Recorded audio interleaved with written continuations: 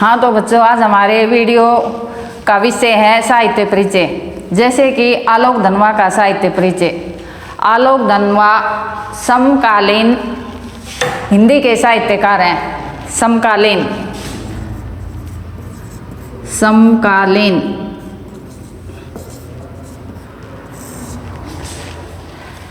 इन्होंने साहित्य के क्षेत्र में विशेष ख्याति प्राप्त की है।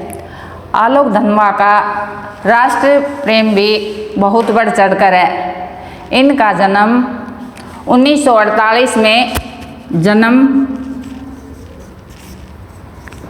1948 ईस्वी में बिहार के मुंगेर जिले में हुआ। इनमें राष्ट्रीय सेवा की भावना कूट कूट कर भरी हुई थी। राष्ट्रीय सेवा की भावना से प्रेरित होकर सरकार ने इन्हें सम्मानित किया। जैसे राहुल सम्मान से सम्मानित किया और वाराणसी भोजपुरी से सम्मानित किया। इन्होंने बिहार राष्ट्रभाषा के परिषद के रूप में भी सम्मानित किया। अब इन्होंने समकालीन भारत पर अपनी लेखनी चलाई। कविता के क्षेत्र में भी इनकी लेखनी अबाध गति से चलती रही। इन्होंने अनेक रचनाओं की रचना की या अनेक रचनाएं लिखी। इनकी रचनाओं का नाम देखो। जनता का आदमी, जनता का आदमी, ये है रचनाएं। इन्होंने अनेक रचनाएं लिखी, जैसे जनता का आदमी, भागी हुई लड़कियां, भागी हुई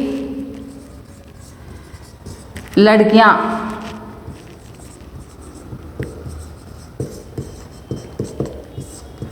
ब्रूनो की बेटी, ब्रूनो की बेटी, ब्रूनो की बेटी, ये इनकी रचनाएं हैं। अब इनका काव्य संग्रह, ये तो थी रचनाएं, कौन कौन सी कविताएं लिखी। अब है काव्य संग्रह। काव्य संग्रह। दुनिया रोज बनती है, दुनिया रोज बनती है,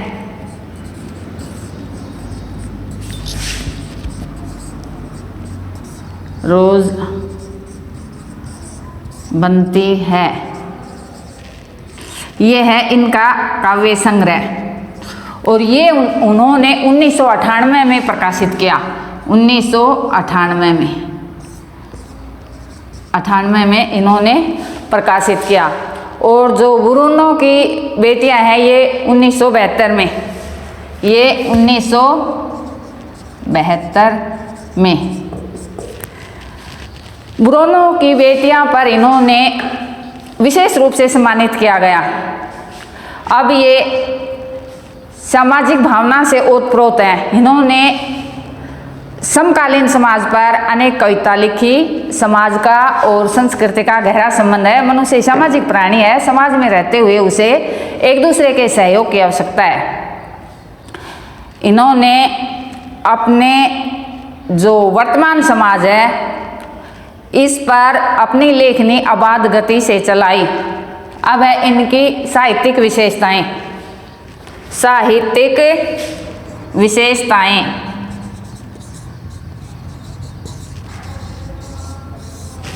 विशेषताएं या भाषा शैली।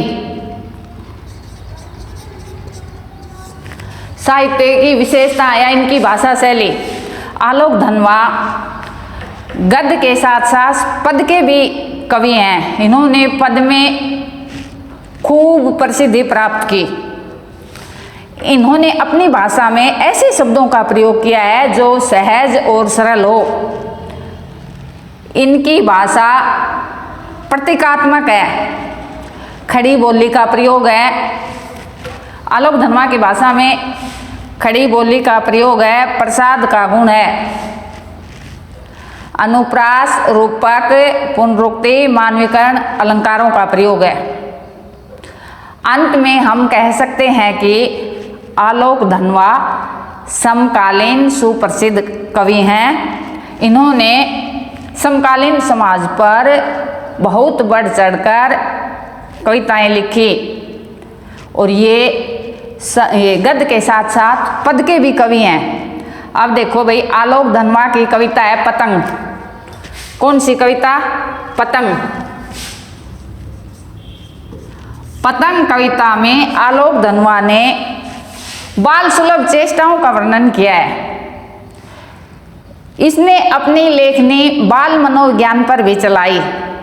जो छोटे छोटे बच्चे होते हैं उनके मन में जो कल्पनाएं, जो सौपन है, उनके बारे में भी इन्होंने बताया। अब पतंग कविता के अंदर क्या है, या पतंग कविता का सार या कथ्य या प्रतिपाद्य सुनो। पतंग कविता आलोक धनवा द्वारा रचित है। इसमें कवि ने बरसात के व्यतीत होने पर सर्द के आगमन का वर्णन किया है। सर्द ऋतु जब आती है तो अपने साथ रंग बिरंगे सपने संजोकर लाती है। छोटे छोटे बच्चे हैं, उनके मन में जैसे पतंग उड़ती है, इसी प्रकार अनेक उमंगे जन्म लेती हैं। जैसे भादो गया सवेरा आया, खरगोश की आंखों जैसा लाल सवेरा। इसमें जब सर्द ऋतु आरंभ होती है और बरसात ऋतु समाप्त होती है, उसका वर्णन किया गया है। कहते हैं कि झाड़ियों और पुलों को पार करता हुआ शरद ऋतु आ गया है। शरद ऋतु में जब चांदनी, शुक्ल पक्ष के अंदर चांदनी पृथ्वी पर पड़ती है तो ऐसा होता है जैसे खरगोश की आंखें होती हैं चमकीली, लाल लाल और चमकीली। इसमें खरगोश की आंखों की उपमा चांदनी रात के प्रकाश को दी गई है। छोटे छोटे बच्चे आकाश में पतली कमानी से बनी हुई पतंग को उड़ाते हुए उनके मन में अनेक उमंगें आ जाती हैं। छोटे बच्चों के मन में उमंगों के साथ साथ अनेक अपने रंग बिरंगे सपने संजोते हैं। आकाश बिल्कुल साफ हो जाता है और बच्चे पतंगों को आकाश में उड़ाते हैं और उड़ते देखकर उनके मन में भी उनके साथ, पतंगों के साथ उड़ने की आती है। वो सोचते हैं काश हम भी इनके साथ उड़ते, और अपने मन में अनेक सौपन संजोते हैं। जब पतंग उड़ती है तो पतंगों के साथ साथ उनका बालमन भी ऊपर आकाश में खिलता है। जब बच्चे घरों के खतरनाक किनारों के ऊपर चढ़कर हल्की पतली कमानी से बनी हुई पतंग को आकाश में, स्वच्छ आकाश में उड़ाते हैं तो ऐसे होते हैं मानो बहुत सी तितलियां आकाश में उड़ रही हों। पतंगों को तितलियों की उपमा देते हैं। इसके बाद बच्चों का मन भी कोमल होता है और कपास भी कोमल होता है। यहाँ पर बच्चों के मन की तुलना कपास से की गई है। यहाँ पतंग में बाल सुलभ चेष्टाएं हैं।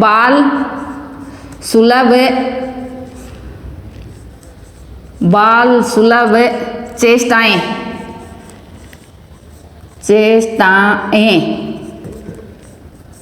छोटे छोटे बच्चों के मन की तुलना कपास से की गई है। बच्चे छोटे होते हैं, उनका मन बहुत कोमल होता है। और जैसे आकाश तुमने देखा है, सभी को देखा है, ये कपास के रुइयां कितनी मुलायम होती हैं, कितनी कोमल होती हैं, दोनों की तुलना की गई है। जब छोटे छोटे बच्चे पतंग उड़ाते हैं और वो खतरनाक किनारों से नीचे गिर जाते हैं तो दुगने उत्साह के साथ सूर्य के सामने आते हैं। दुगने उत्साह के साथ वो सूर्य के सामने आते हैं और निडर बन जाते हैं। ऐसा लगता है मानो पृथ्वी स्वयं घूमती हुई उनके पैरों के नीचे आ रही है। इस पतंग कविता के अंदर यही है। इसके बाद एक कविता है एक गीत कविता। ये तो थी आलोक धनवा की एक गीत कविता। अब है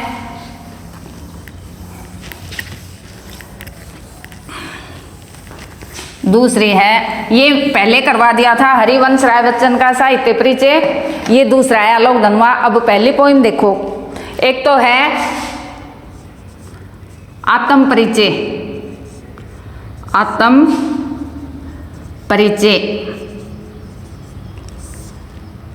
आत्म परिचय कविता हरिवंश राय बच्चन द्वारा रचित है। हरिवंश राय बच्चन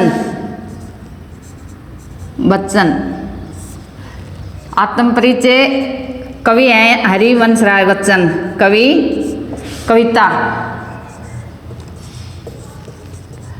कविता का नाम है आत्म परिचय, कवि का नाम है हरिवंश राय बच्चन। और एक इसकी दूसरी कविता है एक गीत। इसने हरिवंश राय बच्चन की दो कविताएं हैं और आलोक धनवा की है एक गीत। अब देखो इसमें क्या क्या बताया हुआ है। पहले आत्म परिचय, जैसा कि इसके नाम से ही जाहिर होता है। देखो आत्म परिचय, आत्म होता है अपना, परिचय होता है परिचय देना या अपनी पहचान। इसका अर्थ है अपनी पहचान या अपना परिचय। अपना परिचय दूसरों को देना। मनुष्य अपने बारे में नहीं जानेगा तो समाज के बारे में कब जानेगा। सबसे पहले मनुष्य का कर्तव्य है स्वयं के बारे में जाने, मैं कैसा हूँ, कहाँ हूँ, कैसे हूँ। अपना परिचय या अपना परिचय। अब देखो आत्म परिचय में कवि अपने विगत जीवन के बारे में बताता है। विगत होता है जो पीछे बीता हुआ, जो कवि का जीवन व्यतीत हो चुका है, उसके बारे में कवि बता रहा है। इसमें जो ये आत्म परिचय है इसके बारे में सुनो। मैं जगजीवन का भार लिए फिरता हूँ, मैं जगजीवन का भार लिए फिरता हूँ, लेकिन फिर भी दिल में प्यार लिए फिरता हूँ। कवि कहता है कि मैं संसार का बोझ अपने सिर पर लेकर घूम रहा हूँ चारों तरफ। क्या कहता है कवि? मैं संसार का बोझ अपने सिर, अर्थात कवि संसार में जितनी समस्याएं हैं उनको अपने ऊपर लेता है। आत्म परिचय कविता में कवि बताता है कि मैं सारे जीवन का बोझ अपने सिर पर लेकर घूम रहा हूँ। कहता मेरे पास इतने दुख हैं, इतनी समस्याएं हैं, फिर भी मेरे दिल में प्यार है। कवि बोलता है इतनी समस्याएं, इतना संघर्ष और इतना वजन मेरे पास होते हुए भी मेरे दिल में प्यार है। कवि के जीवन में उसकी प्रिया का मिलन हुआ था, लेकिन कारणवश वह नहीं रही, उसका विछुड़न हो गया। कवि कहता है कि आगे मेरे हृदय रूपी, कवि अपने हृदय को वीणा का रूप देता है, हृदय रूपी वीणा। इस आत्म परिचय कविता में कवि अपने हृदय को वीणा मानता है, वीणा मानता है। आगे कहता है कि मेरी हृदय रूपी वीणा को किसी ने प्रेम से झंकृत किया था। झंकृत करना, वीणा के तारों को बजाना। कहता है कि मैं उसी की यादों के दो तार लिए फिरता हूँ। कवि अपनी प्रिया के यादों को अपने मन में संजोए घूम रहा है, अर्थात कवि का जीवन संघर्षों से भरा हुआ है। इसके बाद कवि कहता है कि मैं नए दुनिया का ध्यान किया करता हूँ, जग पूछ रहा उनको जो उनकी गाते हैं। कहता है मुझे संसार से कोई लेना देना नहीं है, यह सारा संसार स्वार्थी है। संसार उसी को याद करता है जो संसार का गुणगान करता है। मैं अपनी मौजों पर तिरता हूँ। कवि कहता है मैं तो अपनी मस्ती में बहता रहता हूँ, मैं अपनी भावनाओं के संसार में डूबा रहता हूँ, मुझे संसार से कोई लेना देना नहीं है। आगे कवि कहता है कि सच्चाई को जानने के सभी प्रयत्न करते हैं। सच्चाई होता है, इसको जानने के प्रयत्न तो सभी करते हैं, लेकिन जान कोई नहीं पाता। और जहाँ पर मूर्ख रहते हैं वहीं समझदार रहते हैं, जहाँ अक्लमंद रहते हैं वहीं बुद्धिमान रहते हैं। सभी सत्य को जानने के लिए परिश्रम करते हैं, लेकिन सत्य किसी ने नहीं पाया। वास्तविक सत्य नादान, मूर्ख, अक्लमंद, बुद्धिमान, अक्लमंद, बुद्धिमान, जहाँ पर मूर्ख व्यक्ति रहते हैं वहीं पर बुद्धिमान रहते हैं। आगे कवि बताता है कि मैंने तो अपने भूले हुए ज्ञान को सीखना सीखा है। संसार वाले, अब कवि यहाँ संसार को स्वार्थी मानता है, ये सारा संसार स्वार्थी है, उसी का गुणगान करता है जो उसको पूछता है। आगे कवि कहता है कि मेरे हृदय में क्रोध रूपी अग्नि जल रही है।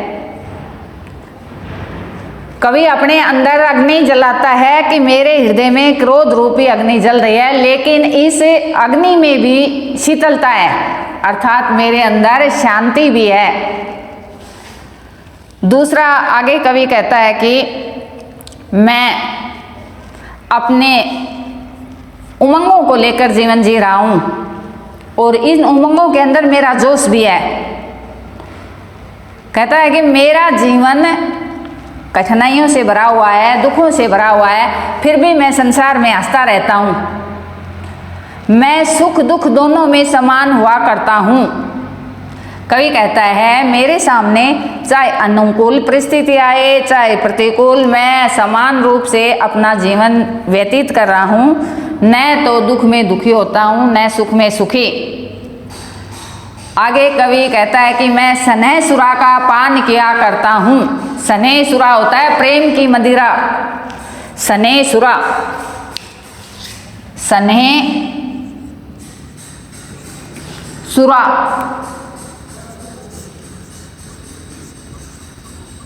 प्रेम रूपी मस्ती। कहता है मैं प्रेम रूपी मस्ती का पान करता हूं। जग भव सागर तरने को नाव बनाए। संसार रूपी सागर से पार उतरने के लिए मनुष्य नौका का सहारा लेते हैं। मैं निज मौजों में तरता रहता हूँ। कवि कहता है मैं अपने सौपन रूपी संसार में तैरता रहता हूँ, मुझे किसी की कोई परवाह नहीं है। यहाँ का एक जगह संसार को अपूर्ण बताता है, एक जगह संसार को स्वार्थी बताता है। फिर आगे देखो कवि कहता है संसार वाले, जब मैं रोता हूँ तो संसार के लोग मुझे ये समझते हैं कि ये कवि है, कविता कर रहा है, और जब मैं फूट फूट कर रोने लगता हूँ तो ये सोचते हैं छंद बना रहा है कवि।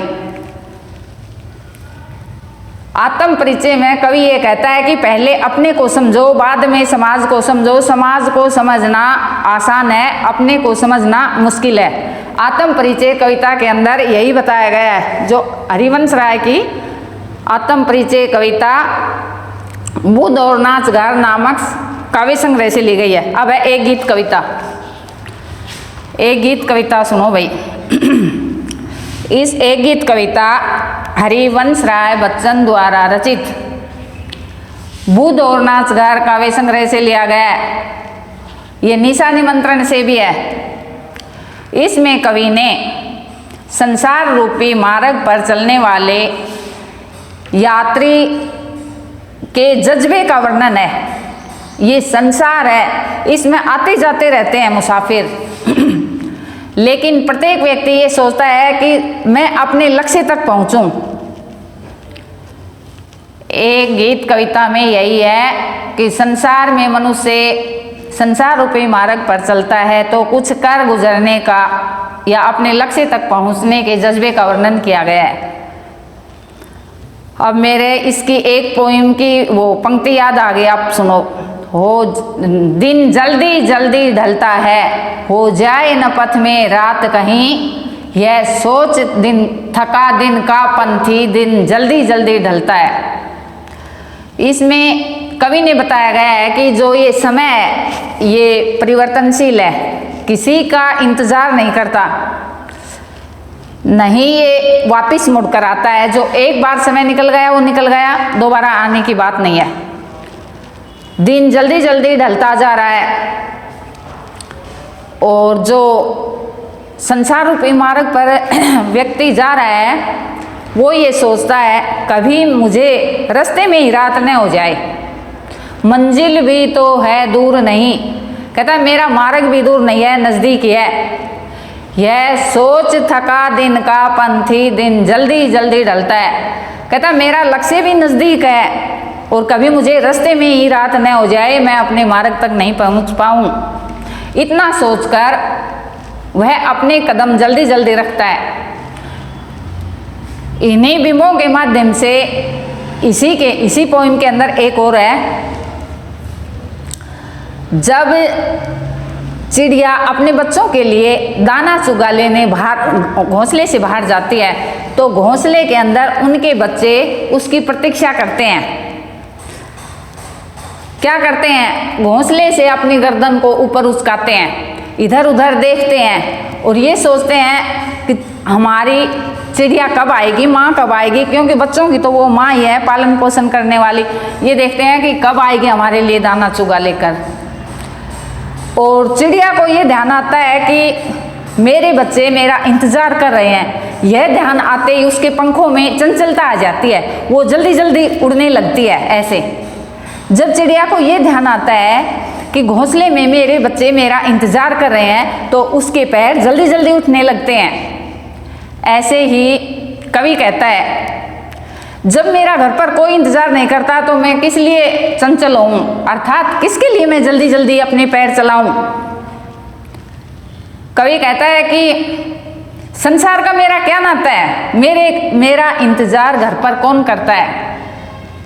ये ध्यान आते ही उसके पैरों में शिथिलता आ जाती है। शिथिलता यानी कि धीमी चाल, पीछे हट जाना, आगे की बजाय पीछे हट जाना। ऐसे कहता है कि मैं किसके हूँ, मैं किसके हित चंचल, दिन जल्दी जल्दी ढलता है। कहता है मैं किसके लिए जल्दी चलूँ, घर पर कोई मेरा इंतजार करना वाला नहीं है। यह ध्यान उसके मन में आते ही उसका हृदय बेचैन हो जाता है। कल भाई एक तो आलोक धनवा का साहित्य परिचय, 3 पोइम, एक गीत पोइम और आत्मा का परिचय और पतंग, 3 पोइम, एक नंबर के प्रश्न उत्तर। जैसे आ गया आलोक धनवा द्वारा रचित कौन सी कविता है? खरगोश की आंखों जैसा लाल सवेरा क्या है? आलोक धनवा का जन्म कहाँ हुआ? पुलों को पार करने का क्या अर्थ है? सीटी बजाते हुए क्या चल रही है? दिशाओं को कौन बजाता है? जैसे सर्दी ऋतु में हवा चलती है तो दिशाएं शी सह सह सह सह करती हुई हवा, ठंडी ठंडी हवा चलती है तो ऐसा लगता है जैसे सीटी बज रही हैं। और जैसे सारी दिशाएं हिल रही हैं मृदंग की तरह। मृदंग देखा है बजाने का? तो भाई एक नंबर के 20-20 क्वेश्चन लिखने हैं इन्हीं पोएमों के अंदर से। जैसे ये आ गया, एक गीत कविता किसकी रचना है? एक गीत कविता किस काव्य संग्रह में संकलित है? इसमें किसके बारे में बताया गया है? हरिवंश राय बच्चन का निधन कब हुआ? हरिवंश राय बच्चन द्वारा रचित रचनाएं, उनके नाम लिखो।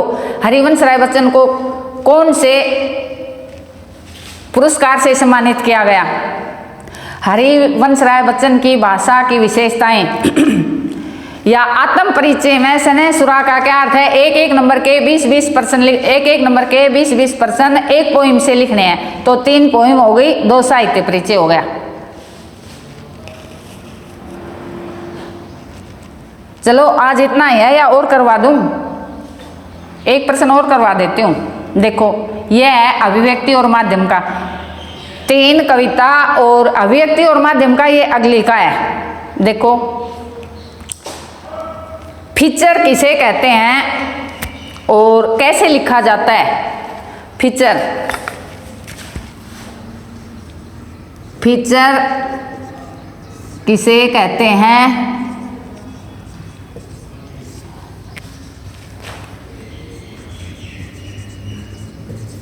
कहते हैं फीचर किसे कहते हैं? समाचार और फीचर में क्या अंतर है? समाचार, समाचार और फीचर में क्या अंतर है? फीचर में क्या अंतर है?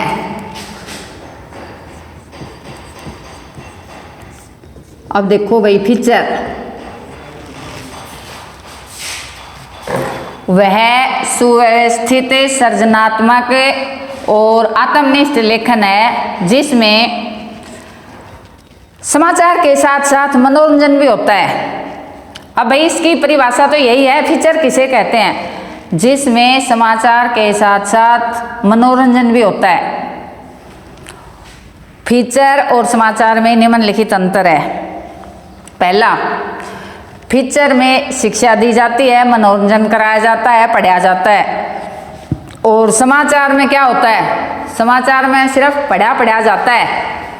एक तरफ लिखना है फीचर, यहाँ फीचर और यहाँ समाचार, समाचार और इधर फीचर। इसी प्रकार से नंबर 1, नंबर 2, नंबर 3 डालते जाओ। दूसरा है, फीचर की शैली कथात्मक होती है और समाचार की शैली उल्टा पिरामिड होती है। समाचार की शैली कौन सी होती है? उल्टा पिरामिड। फीचर तात्कालीन सूचनाएं नहीं देता, जो अभी अभी फिलहाल हुई है वो सूचनाएं समाचार देता है। फीचर के अंदर कम शब्दों का प्रयोग किया जाता है, समाचार में ज़्यादा शब्दों का प्रयोग किया जाता है। फीचर में पत्रकार अपनी भावों को, विचारों को व्यक्त कर सकता है और समाचार में यह सुविधा नहीं है। समाचार के अंदर अपने भावनाओं, विचारों को व्यक्त करने की सुविधा नहीं है। फीचर तथ्यों पर आधारित है और ये समाचार तथ्यों पर आधारित है। फीचर तो कथात्मक शैली और तथ्यों पर आधारित है, ये है तथ्यों पर। इसमें है तथ्य, तथ्य, तथ्य, ये तथ्यों पर आधारित है और ये तथ्यों पर आधारित नहीं है, ये है तथ्यों पर, ये तथ्यों पर। अब भाई ये फीचर वाला भी हो गया, एक प्रश्न हो गया। और 3 पोइम, 2 साहित्य परिचय, हरिवंश राय बच्चन का, आलोक धनवा का और पतंग कविता, एक गीत कविता और आत्म परिचय। थैंक्स।